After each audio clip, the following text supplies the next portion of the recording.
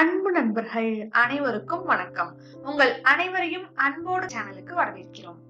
இன்னைக்கு நம்ம சேனலோட vlog எங்கிருந்து ஸ்டார்ட் ஆகுது அப்படின்னு பாத்தீங்கன்னா, கோயம்புத்தூர்ல இருந்து ஸ்டார்ட் ஆகுது. கோயம்புத்தூர்ல இருந்து நம்ம இப்ப எதை நோக்கி போயிட்டு இருக்கோம் அப்படின்னு பாத்தீங்கன்னா, ஓதிமலையை நோக்கி. ஓதிமலை அப்படிங்கிறது பிரசித்தி பெற்ற முருகர் கோயில். இந்த முருகர் கோயில் எங்க அமைஞ்சிருக்குன்னு பாத்தீங்கன்னா, கோயம்புத்தூர்ல இருந்து சத்தியமங்கலம் போற ரூட்ல அன்னூர் அப்படிங்கிற ஊர்ல இருந்து ஒரு 10 கிலோமீட்டர் தொலைவிலேயே அமைஞ்சிருக்கு. இந்த ஓதிமலைக்கு ஏன் ஓதிமலை என்று பேர் வந்ததுன்னு பாத்தீங்கன்னா, முருகர் கோயில் படைக்கும் கடவுளான பிரம்மர் கிட்ட பிரணவ மந்திரம் என்ன அப்படின்னு ஒரு கொஸ்டின் கேட்டிருக்காரு. அதற்கு பதில் தெரியாத பிரம்மர் தெரியல அப்படின்னு சொன்னங்காட்டி முருகர் போய் பிரம்மனை ஒரு இரும்பறையில வச்சு அடைச்சிட்டாரு. அந்த இரும்பறையில அடைச்சங்காட்டி படைக்கும் தொழிலான பிரம்மரோட தொழிலை தானே பண்ணலாம் அப்படின்னு சொல்லிட்டு முருகர் பிரம்மர் மாதிரி 5 முகத்தினை கொண்டு படைக்கும் தொழிலை தொடங்கியிருக்காரு. படைக்கும் தொழிலை தொடங்கினதுமே முருகர் நிறைய உயிரினங்களை படைச்சிட்டே இருந்தாங்காட்டி வெயிட் தாங்காத பூமாதேவி போய் முருகரோட அப்பாவான சிவபெருமான் கிட்ட போய் இந்த மாதிரி படைக்கும் தொழில முருகர் எடுத்திருக்கங்காட்டி நிறைய உயிரினங்கள் படைக்கப்பட்டு இருக்கு, இதை நீங்க தடுக்கணும் அப்படின்னு சொல்லியிருக்காரு. அதை தடுக்கிறதுக்காக சிவபெருமான் போய் முருகர்கிட்ட கேட்டிருக்காரு, எதற்காக நீங்க பிரம்மரை சிறை வைச்சீங்க அப்படின்னு கேட்கும்போது, பிரணவ மந்திரத்தை தெரியாது அப்படின்னு சொன்னங்காட்டி சிறை வைத்தேன் அப்படின்னு சொல்லி பிரணவ மந்திரத்திற்கான பொருளை விளக்கி இருக்காரு. அதாவது அவங்க அப்பாவுக்கே அவர் ஓதுனது இந்த சென்ஸ் சொன்னது அப்படிங்கிறது மீனிங். அவர் அந்த இடத்துல ஓதுனங்காட்டி இந்த மலைக்கோட பேர் ஓதிமலை அப்படின்னு சொல்லப்படுது. இந்த ஓதிமலை எங்க அமைஞ்சிருக்குன்னு பாத்தீங்கன்னா, இரும்பறை அப்படிங்கிற ஊர்லதான் அமைஞ்சிருக்கு. இந்த ஊருக்கு இரும்பறை அப்படிங்கிற நேம் ஏன் வந்தது அப்படின்னு பாத்தீங்கன்னா, நம்ம ஓதிமலையில படைக்கும் தொழில முருகர் பண்ணும்போது இரும்பறையில பிரம்மனை அடைக்கப்பட்டிருந்தது. அந்த கோயில் இன்னியுமே இரும்பறையில இருக்கு. நீங்க ஓதிமலை போகும்போது கண்டிப்பா இரும்பறை தாண்டிதான் போவீங்க. அந்த கோயில் பிரசித்தி பெற்ற கோயிலுக்கு போயிட்டு போறதும், கைலாசநாதர் கோயிலுக்கு போயிட்டு போறதும் மிக சிறப்பு.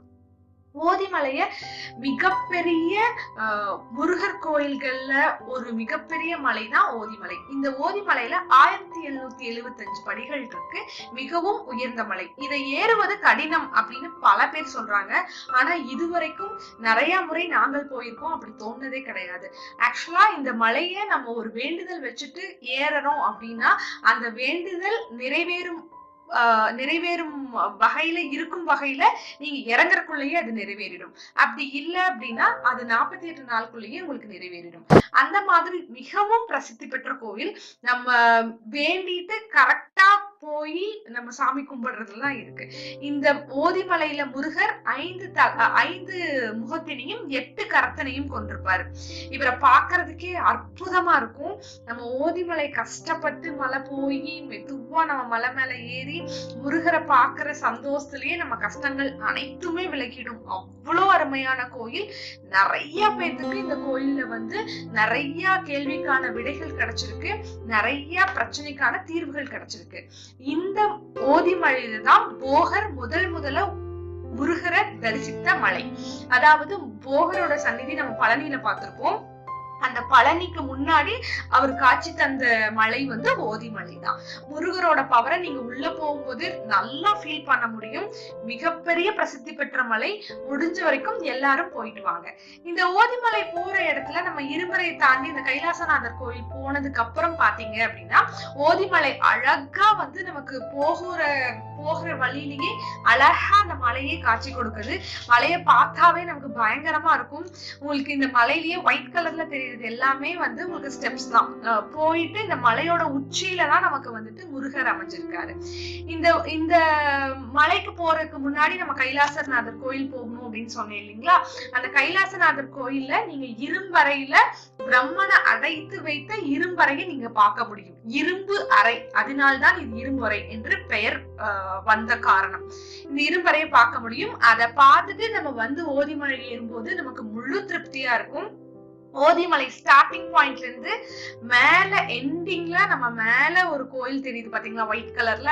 அந்த கோயில் போய் நம்ம முருகரை பாக்குற வரைக்கும் நம்மளோட கஷ்டத்துல நம்ம ஏறும்போது கஷ்டமா ஃபீல் பண்ற அனைத்துமே அந்த ஒரு நொடியில நமக்கு காணாம போயிடும்.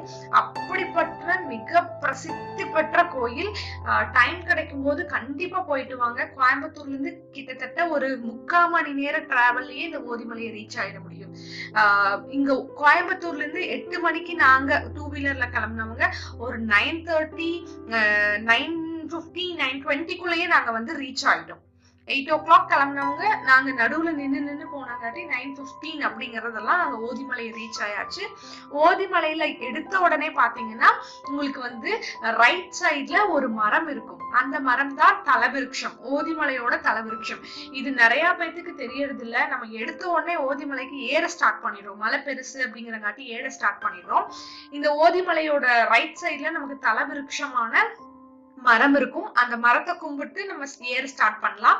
இந்த மலை ஏறும் பட்சத்துல எந்தெந்த நாட்கள்ல மேல வந்து பூசாரி திறந்திருப்பாங்க அப்படின்னு பாத்தீங்கன்னா செவ்வாய் வெள்ளிக்கிழமைகள்ல, எல்லா செவ்வாய் எல்லா வெள்ளிக்கிழமைகள்லயும் திறந்திருக்கு.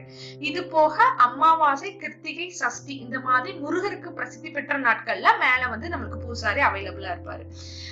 அது போக மற்ற நாட்கள்ல நம்ம போனா மேல போக முடியும். பட் பூசாரி இல்லாம நம்ம சாமியை பார்க்க முடியாது. அதனால கரெக்டா அதை வந்து தெரிஞ்சுக்கிட்டு போறது பெஸ்ட்.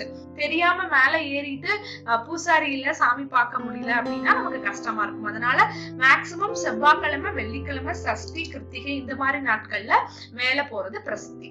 இதே மாதிரி கீழேயே ஓதிமலையில நமக்கு மருதமலை, மற்ற மலைகள்ல இருக்கக்கூடிய வசதிகள் அனைத்துமே இருக்கு. ஃபார் எக்ஸாம்பிள் நம்ம மொட்டை அடிக்கணும் அப்படின்னாலும் கீழேயே அவைலபிளா இருக்கு. தண்ணி நமக்கு கவர்மெண்டோட அன்னதான திட்டம் அனைத்துமே எலிஜிபிளா இருக்கு இந்த மலையில. அதனால நம்ம கீழேயே வந்துட்டு அன்னதானம் கொடுத்துட்டே இருக்காங்க. ரெஸ்ட் ரூம்ஸ் எல்லாமே அவைலபிளா இருக்கு. கீழ இருந்து ஒன்ஸ் நம்ம மேல ஏற ஆரம்பிச்சிட்டோம் அப்படின்னா மேல போய் தான் நமக்கு தண்ணி அவைலபிள் இருக்கும். நடுவுல ஏறுற எந்த ஒரு கேப்லயும் தண்ணி இருக்காது. சோ போறவங்க தண்ணி எடுத்துட்டு போறது பெஸ்டா இருக்கும். இதுதான் அந்த தலவிருட்ச மரம். நம்ம ஏறுவதற்கு முன்னாடி ஸ்டார்டிங்லயே இருக்கும். கீழே பாத்தீங்கன்னா ஏறுற இடத்துல முதல்ல ஒரு விநாயகர் வச்சிருப்பாங்க.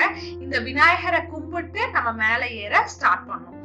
நாங்க ஏறும் போது மெதுவாவும் ஜிக்ஸாக் அப்படின்னு சொல்லக்கூடிய மாத்தி மாத்தி ஏறுறது, மெதுவா சைட் பை சைட் ஏறிட்டு இருந்தோம் அப்படின்னா நமக்கு கால்வெளி தெரியவே தெரியாது.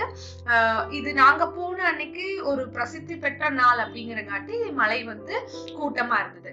இதுல நார்மலா நம்ம பார்க்கக்கூடிய பழனி, மருதமலை அந்த மாதிரி பெரிய பாதைகள் இல்லாம சிறிய பாதை அமைப்புகளா தான் இருக்கும். அதாவது ஒரு 2 பேர் ஏறினா ஒருத்தர் இறங்கலாம், அவ்வளவுதான் படியினோட அமைப்பு இருந்திருக்கும். அது எல்லாமே கருங்கல் படி.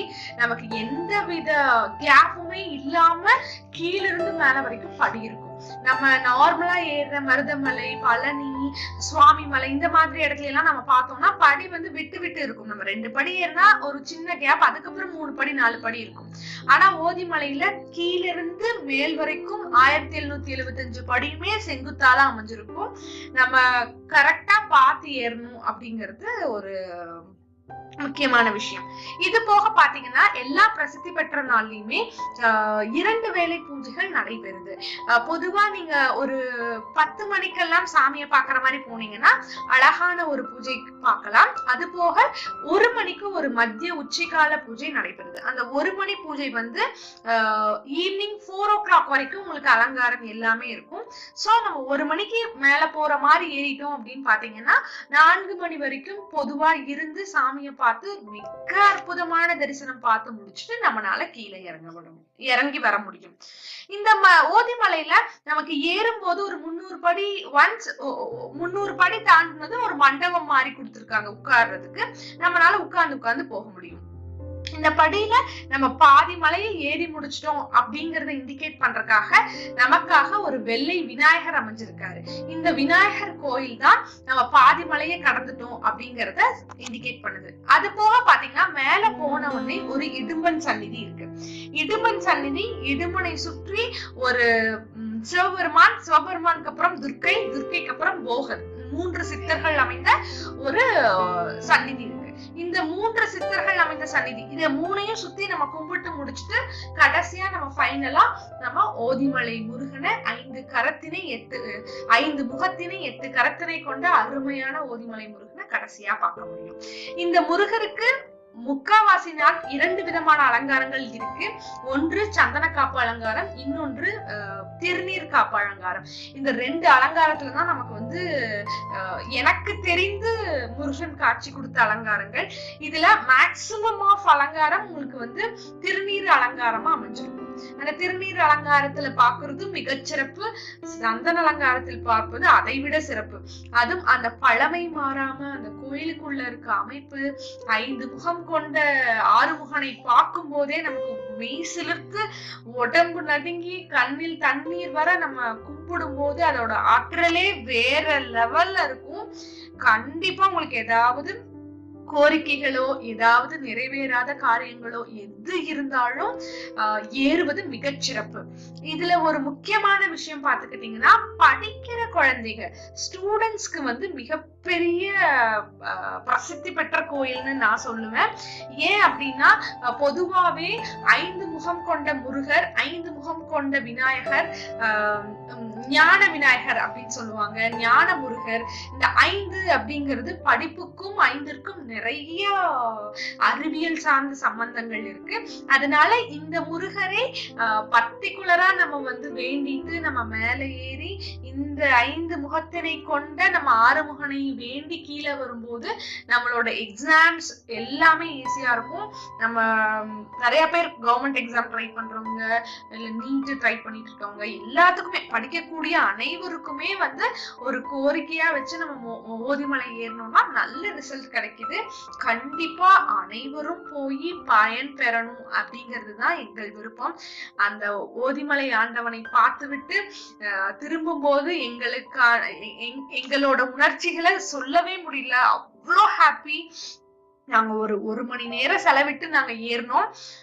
1 மணி நேரம் செலவிட்டதுக்கு அப்புறம் அந்த கோயில்ல உள்ள நாங்க ஒரு 1/2 மணி நேரம் செலவிட்டோம். அதுக்கப்புறம் இறங்கும் போது ஒரு 1/2 மணி நேரம், கிட்டத்தட்ட ஒரு 2 மணி நேரத்துல எங்களால ஒரு கோயில அவ்வளவு அற்புதமான மிக பழமை வாய்ந்த ஒரு 5 முகத்தினை 8 கரத்தினை கொண்ட ஒரு முருகரை தரிசிக்க முடியுது அப்படின்னு சொன்னா ஃபென்டாஸ்டிக்கான கோயில். உங்களுக்கு போய் பார்த்தாதான் அதை உணர முடியும். நீங்க போய் நேர்ல நின்னீங்கன்னா தான் அதை உணர முடியும். நீங்க போய் அதோட அருள் பெற்று வந்தவங்க கீழே கமெண்ட்ஸ் பண்ணுங்க.